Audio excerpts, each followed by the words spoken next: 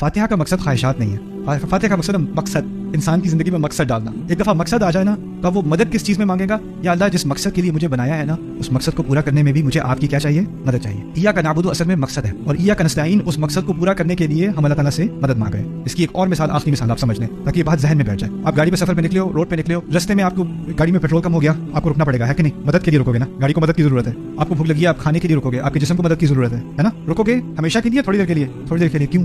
क्योंकि वो आपका मकसद नहीं है। आपका मकसद क्या था? लाहौर। तो आपको यहाँ रुक के थोड़ी मदद देके फिर आगे चलना है। और रुकने का भी एक मकसद था ताकि बाकी सफर पूरा हो सके। हमने क्या किया है, वो जो स्टॉप्स आते हैं ना जिंदगी में, वही मकसद बन गए हैं। यल्ला और खिला दे और खिला दे और पेट्रोल डाल दे और पेट्रोल डाल दे, इसलिए डाल दो बस, पेट्रोल बड़ा अच्छा लगता है मुझे। उधर अब आपका मकसद क्या बन गया? इस पेट्रोल स्टेशन से अगले पेट्रोल स्टेशन तक जाना बस। और कभी कभी कहना वो पुराना पेट्रोल स्टेशन अच्छा था, वहीं वापस चलते हैं, यल्ला वहां दोबारा वापस पहुंचा से।